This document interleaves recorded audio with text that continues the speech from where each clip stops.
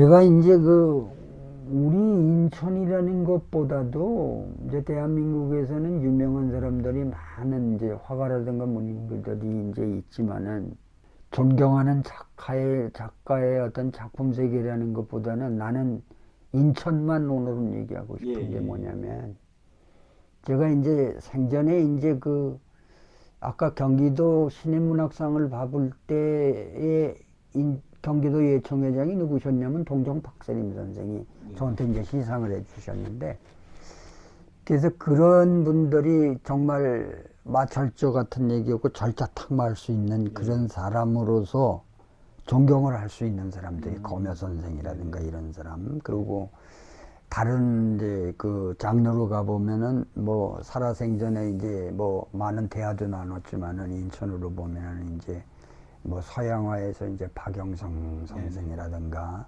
대한민국의 유명한 이제 판학으로서 인천인으로서 빛나는 김상효 선생이라든가 그런 건 제가 강의도 많이 했어요. 저 송암미술관에 가서 인물 강의할 때도 이제 김상효 선생과 박영성 선생의 이제 강의도 하고 그랬는데, 왜 그렇게 존경을 하면 그 사람이 예술 세계를 헤집어 보지 않을 수가 없는 거예요. 그렇죠. 존경의 의미를 어떤 알맹이를 찾아내야 된다 하는 거가 있기 때문에, 그래서 존경하는 사람들의 작품은 이제 그렇다는 거고, 물론 유명한 사람들이 더 많습니다. 근데 바로 노력을 하면서 절차탁마하면서 내일을 가기 위한 오늘의 어떤 자기의 탁마하는 그런 모습이 좋다는 거예요. 그러니까 쉽게 얘기하면 공부 안 하는 예술인보다는 공부하는 예술인들이 돼야 되는 거예요. 맨날 다 있던 것만 갖고 울고 먹으려고 그러면 막만 울고는 안 돼요. 그래서 그런 사람들이 작품을 만나기가 힘들어요. 보기가 힘들어. 그래서 제가 인천에 이제 뭐 시립미술관이 없다, 이제 뭐 앞으로 생길 거지만 그런 데는 그런 작품이 다 걸려서 진짜 인천 시민들이 문화향유라는 거를 막연한 문화향유만 부르짖을 게 아니라 볼거리와 장소와 거리를 만들어 놓고 볼 수 있어서 존경이 탄생되는 거죠.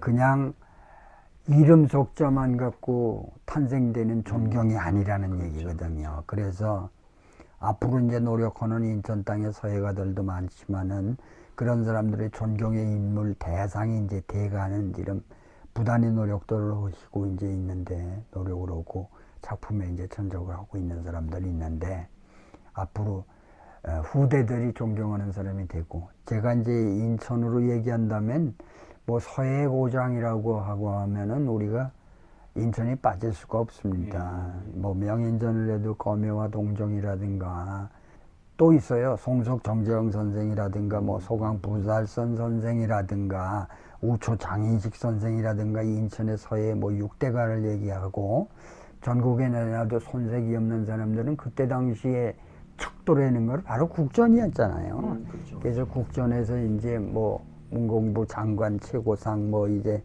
특선에서 초대 작가 이런 사람이 인천에만 해도 그런 사람들이 지금 5명이 족적을 낸 거 아닙니까? 검여, 동정, 우초, 송석, 그 다음에 4명 다음에 이제 저기가 있어요. 저 창제 한의원으로고, 아유 지금은 생각이 잘 안 납니다. 그분 한 분이 이제 있어요. 그 다음에 이제 또 한 사람을 더 잡으면 국전에 12번, 3번 입선을 했던 소강부달선 선생 같은 사람들, 저는 이제 살아생전에서 다 만났던 사람이고, 뭐 술잔을 기울인 사람들도 몇 잔은 계지만, 뭐 우초 장인식 선생은 저하고 삼락동인을 같이 했던 사람이에요. 그 다음에 뭐 고여 우문국 선생하고는 삼락동인의 같은 멤버였고, 우초 장인식 선생, 뭐 우문국 선생은 동인활동을, 제가 제일 이제 어린 사람이지만은 저보다 어린 사람도 있었어요. 동양하는 이정 장주봉이라든가 있었습니다. 그래서 그런 사람들하고 동인할 때는 같은 멤버였었어요. 그 사람들하고 전철이 되는 게 많죠. 뭐 죽은 고인이 된 뭐 현정 오세훈이가 죽었을 때는 뭐 송석 선생이 서울서 내려와갖고 같이 모시고 이제 문상을 갔다는 얘기도 있고, 뭐 동종 선생 아까 얘기한 것처럼 뭐 예총회장일 때 제가 이제 신인문학상을 받을 때 그런 일도 있고 뭐 제 사실 존경하는 사람들은 뭐 한둘이라고 하는 것보다는 저는 선대 작가들이 그만큼 노력을 하고 절차탁마에 오신 분들은 존경을 하는데 뭐 그런 것이 없으면 그렇게 또 유명세한다든가 그렇게 존경할 만한 인물에 또 그렇게 도착도 못해요, 사실은. 반짝할 수 있지. 네, 그러면, 네. 글쎄요, 지금 한 곳 중에는 제가 꼭 두드러지게 애착이 간다, 이런 거는 없어요. 유감스럽게도. 다음번에 하실 작품. 그죠? 이제 앞으로, 이제 그걸 이제 하고 있는 중에서 얻은 거 골라놔서 애착이 간다는 것보다 이제 그거는 뭐 좀 우스운 얘기지만 임종 때쯤 떼가지고 나올래나? 그건 재미있게 풀어갑시다. 그래서 그거는 아직까지는 없는 것 같아요. 뭐 전시도 해보고 뭐 그룹전도 해서 낸 작품이라든가 이런 것 중에서 아직까지 이렇게 애착이 갔고 이건 뭐 이제 그런 얘기는 이제 가족사적인 얘기지만은 저는 그거지. 그건 내가 선정을 할 게 아니라 내 아들이 선정할 거 아니냐. 그리고 보는 사람들이 선정할 거 아니냐. 그거는 내가 할 숙제가 아니라 그 사람들이 해야 될 숙제라고 나는 생각을 해요. 이제 제가 이런 생활을 이렇게 하고 뭐 강의 나가고 글을 쓰면서도 이제 앞으로의 계획은 어떤 거냐면 특별하게 뭐 시집은 이제 한 5권을 냈고 개인전을 해서 아직까지 뭐 간단한 도록도로는 있지만은 뭐 사람이 이제 그 생은 이미 나와 있고 이제 몰이라는 것이 언제라고 예측할 수도 없지만은 뭐 오늘 오후도 될 수 있는 거고 내일도 될 수 있는 거니까 그래서 그때까지 해서는 제가 했던 것을 좀 이렇게 선별해서 한번 작품전을 이제 다시 한번 해야 되겠다. 이제 이런 것이 계획이고, 거기서 이제 애착이 가는 작품을 골라내는 거죠. 만약에 그런 것을 골라내지 않는다고 그래서 작품을 전시장에 다 걸 수는 없는 거잖아요. 그렇죠. 사람의 눈이라는 것은 같을 수가 있어요. 보는 관점이라든가 그 일맥상통할 수 있는 것이 간혹 그렇죠. 나옵니다. 그래서 도드라지게 사람들이 어떤 찬사까지는 뭐해도 그래도 좋다 호하는 것이 나온다 그러면 그게 이제 애착이 가는 작품으로 이제 남겠죠.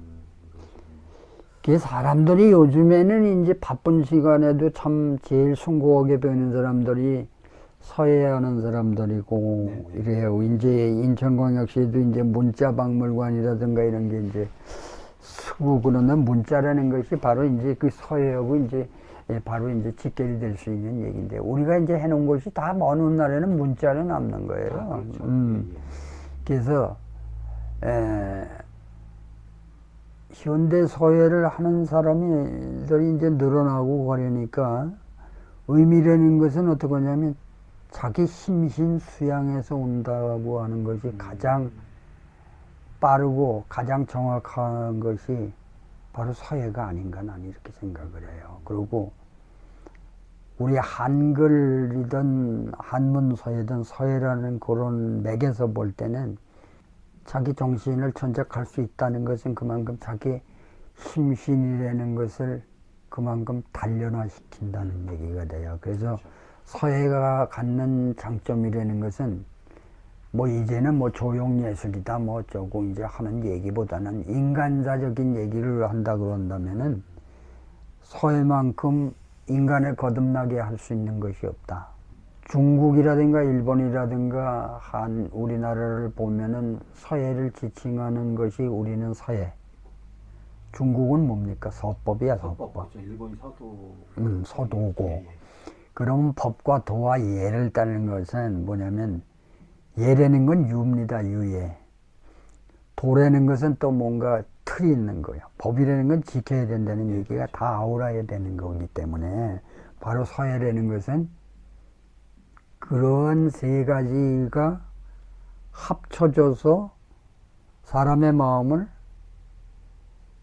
성장 또는 여과 뭐 또는 이렇게 단련 뭐 있을 수 있는 하나의 예술의 장르가 바로 서예가 갖는 사회성, 인간성, 모든 학문성 이런 것이 있기 때문에 많은 어떤 금전적인 게 소화되는 것도 아니잖아요. 그것이 좋다 하는 것이 서예가. 그래서 사람을 거듭나게 할 수 있는 것이 서예.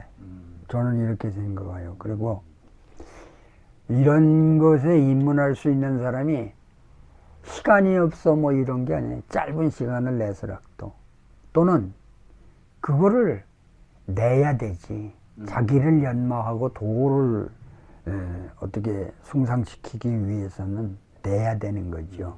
그래서 그러한 여유를 갖고 있는 현대인들이 악이 없는 그런 세상이 될 거고 사람과 사람이 서로 존경을 하고 높일 줄 아는 그러한 사상이 생기는 거고 생각이 우짜할 수 있는 것이 바로 그런 게 아닌가 난 이렇게 생각을 해요. 서예에 입문하는 사람들을 보면은 이게 굉장히 끈질겨야 되면서 승부욕을 가지고서 뭔가 즐기게 덤벼들어야 되는 거지. 단기간에 성취되는 예술이 아니고 참어린자를 많이 가지고 있는 사람들이 없어도 만들어야 되고 저는 그런 사람들한테 정말이에요. 그게 바로 절자탁말이라는 말은 아무 데서나 나오는 것이 아니잖아요. 그런 경지까지 가려면은 참어린자가 많아야 되고 또 그런 자세를 갖고 입문해야지. 너무 뭐 사람을 가리키다가 보면 그런 걸 느껴요. 상대에만 생각 갖고 있고 뭐 나를 수양할 수 있고 뭐 하는 거예요. 이게 한나라한 시에 금방 되는 게 아니잖아요. 모든 예술이 다 그래요. 그것처럼 서예에 입문하는 사람들도 그런 인내성을 가지고 승부의 어떤 벌써 판가름은 어디서 나는 거냐고 그러면 예술 쪽에서 보면 그래요. 예를 들어서 사진하는 사람을 보면 옛날로 얘기하면 필름을 많이 쓴 사람, 없앤 사람들이 성공하는 거예요. 그만큼 많이 찍었다는 얘기가 되는 거예요. 그게 우리 서예에서도 많잖아요. 벼루를 몇 개 구멍을 냈느냐. 구멍을 냈느냐. 예. 갈아야 되니까. 그런 얘기야. 그러니까 쇳덩어리 하나를 갖고 바늘을 만들 정도의 그런 인내와 정말 맛철저한 거 그러한 것이 없는 사람이라고 그러면 좀 그런 거를 길러야 되지 않느냐. 그래야 영원성이 있는 거죠. 전부 예술이라든가 서예의 그 예술성과 영원성을 가지려면 입문하시는 사람들이 묵묵히 정말 그런 것이 진짜 필요한 거다. 나는 그래서 눈으로 보고 마음으로 읽고 마음으로 읽어서 머리로 뜻을 새기고 이런 것이 예술의 전부 넓은 그 폭인데 서예에서도 획이라는 것이 힘이 있다 없다 아 글씨가 참 그리 힘이 있어 한다는 것은 금방 나오는 게 아니잖아요. 그거야말로 진짜 세월을 그러고 서예에서는 색을 안 낸다고 생각을 하는데 바라볼 땐 저는 색을 있다고 바라보는데 우리 고유의 목 속에서는 7가지의 색이라는 것이 나오는 거라고 보거든요. 그래서 그런 것을 뜯어볼 수 있는 안목을 기르기 위해서는 부단히 노력을 많이 해야 되는 것이 이제 입문하는 사람들이 첫 번째 가지고 있어야 될 저는 덕목이라 이렇게 생각을 해요. 결코 쉽지는 않지만은 꾸준히 진짜 참을성 있고 이게 요구되는 거예요. 제가 문이나라는 거는 또 서예하는 사람하고도 가깝을 수도 있다는 걸 한 가지 예를 들자면 그거예요. 서예 중에서 이제 한 서체 중에서 초소를 얘기한다면 문이나 중에서 대나무를 그릴 때 대나무 이파리라는 걸 보면 아주 이건 자연의 법칙을 그대로 갖고 있는 거고 바람에 흔들리는 풍죽이 있을 거고 바람 한 점 없는 고요한 가운데서 잠을 자고 있는 대나무 이파리도 있을 거고 눈을 맞으면서 땀을 흘리고 그러니까 눈이 녹아서 그 물방울이 내는 걸 그렇게 표현하는 거예요. 시다운 표현은 아니지만은 그런 대나무가 있다는 것은 초소, 서해의 초소를 등수중하게 안 한다면은 그 대나무 이파리가 나올 수 없다. 저는 이런 얘기예요. 근데 요즘에 이제 보면은 너무 그게 안타까운 게 뭐냐면 걷지도 못하는 사람이 먼저 뛰려고 하는 그런 서해의 이제 그 경향을 보면은 아쉽고 이제락도 늦지 않았으니까 반성 좀 해야 되지 않을까. 난 이런 생각을 가져요. 그래서 가끔 이제 대회 나가서 심사를 해보고 그러면은 그런 걸 난 많이 느낍니다. 제가 너무 빡빡한 사람은 아닌데도 숨어있는 끈기와 숨어있는 정성이 들어가 있는 거는 그렇게 합리적으로 이렇게 잘 그렸다 아닌 것 중에서도 그런 게 느껴요. 그런 거는 가능성이 무한히 있다고 볼 수 있는 거거든요. 그렇죠. 그런 작품을 선해야 된다고도 봐요. 물론 첫 번째 봤을 때 좋은 작품이 있다면 더 그런 게 다 묻어 있는 것이 있다면 좋겠지. 그렇지 않을 때는 안타까운 게 너무 많아요. 그래서 한나라한시에 해 뜨고 지는 거라는 것보다는 예술의 세계에 입문했다, 서예 세계에 입문했다, 한나라한시에 그렇게 반짝할 수 없다는 거예요. 흐린 날도 겪고 맑은 날도 겪고 비바람 치는 날도 겪고 눈보라고 진눈깨 비겨치는 날을 수없이 견뎌서 나오는 것이 우주만상의 법도를 다 이해할 수 있는 자기만의 예술세계가 형성이 되지 않을까. 난 이렇게 생각을 합니다. 전통 서예 측에서 뭐 궁금하신 뭐 이런 얘기 한번 있으면 하세요. 여기에 남는 내용이긴 하지만 이제 오면서 선생님이 그 글들을 쭉 읽어보니까 인천에 대한 애착이 참 남다르신 것 같아요. 선생님과 인천의 어떤 인연에 대해서 한 말씀 여쭤보고 싶어요. 저는 인천에서 태어나진 않았어요. 지금 76년을 살아도 경기도 용인에서 이제 아주 한 살이라고 그럴까? 그때 왔어요. 용인에서 태어나서 인천으로 바로 이사. 그건 내 가족사라 생각을 하겠지만은 그렇기 때문에 인천이 이제 고향인 거죠. 근데 그때 당시에는 호적이라는 것이 다 뭐 엉터리예요. 그래서 지금도 보면 본적이 인천으로 돼 있는데 제가 태생은 용인이에요.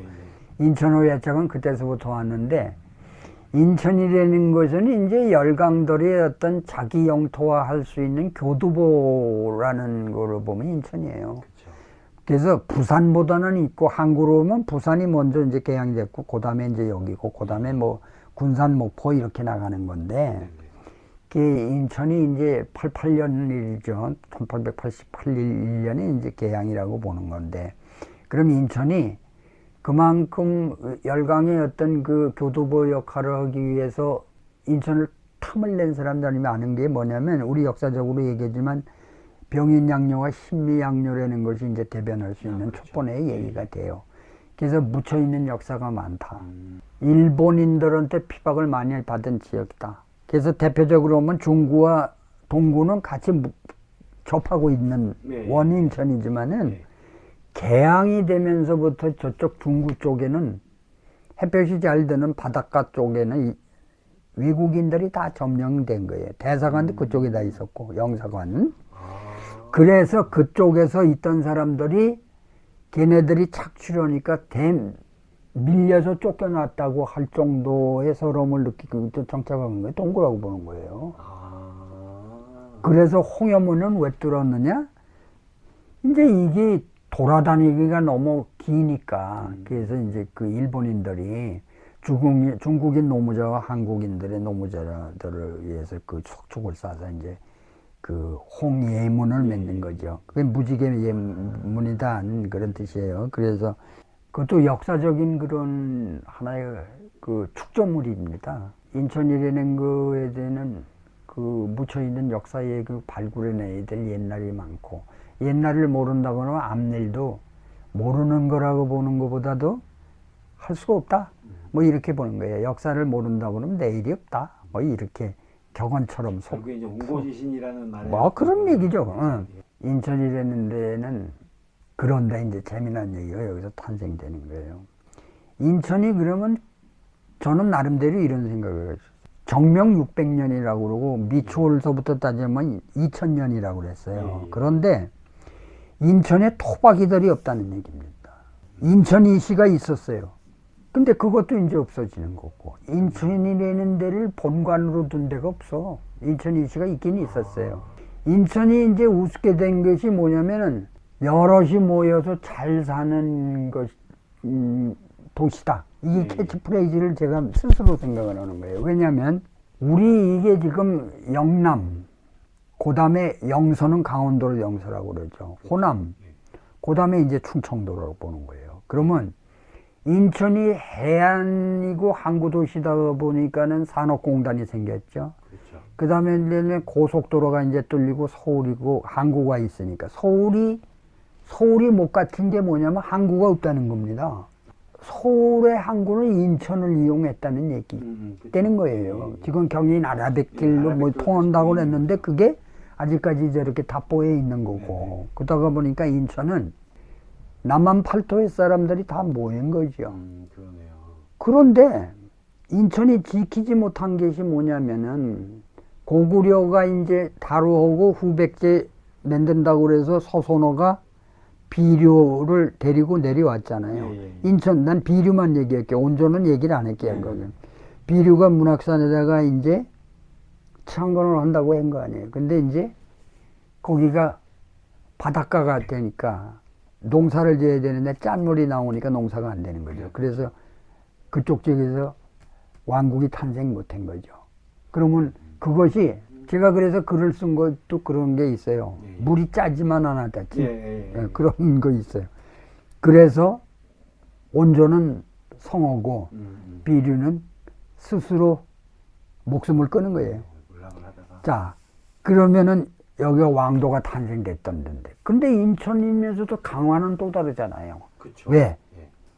몽고의 침입 때문에 고려가 천도를 했던 게 강화기 때문에.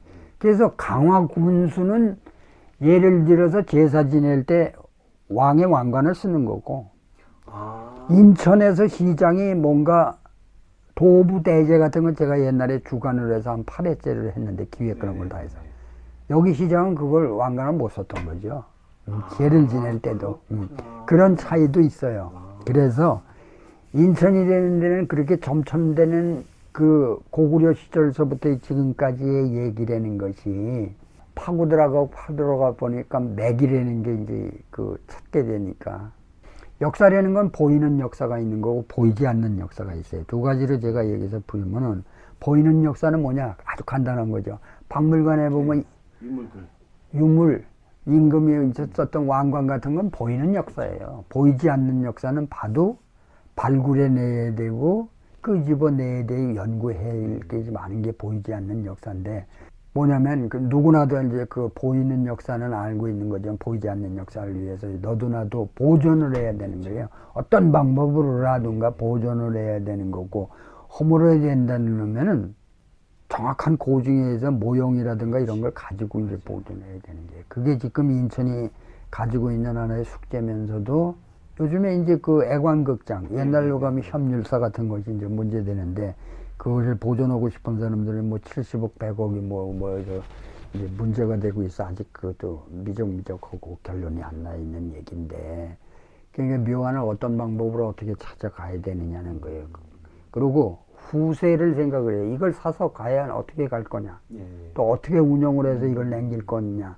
그리고 주변을 생각한다고 그러면 보존의 가치라는 것을 한번 철저하게 따져봐야 되는 문제도 있고 그래요. 그래서 그건 숙제인데 인천이 이제 그런 것이 너무 많은데도 지키지 못하는 거를. 그럼 뭐 인천 계양에서 뭐 대불 호텔 같은 것도 예를 들어 없잖아요. 그런 것도 보존이 되려면 돼야 되는 거예요. 그런 것이 보존해야 되는 것을 고민들하고 숙제로 삼아서 고민들을 해야 됩니다. 자꾸 원인천이라는 중구, 동구, 뭐 남구 이렇게 된 소외되지 않는데 그때의 역사가 묻어서 나오는 점점이 지금 있는 거는 그 지역에 있는 건데 그걸 어떻게 보존 개발할 거냐 하는 것이 다 머리를 맞대고 생각을 해야 되는 거예요. 아까 이제 우리가 얘기하는 동인천이라는 것만 해도 그렇잖아요. 그래서 인천엔 그런 곳이 많아요. 그래서 인천의 그 어떤 선대들이라든가 남긴 것도 이제 작품도 그렇지만은 집대성할 필요가 있다.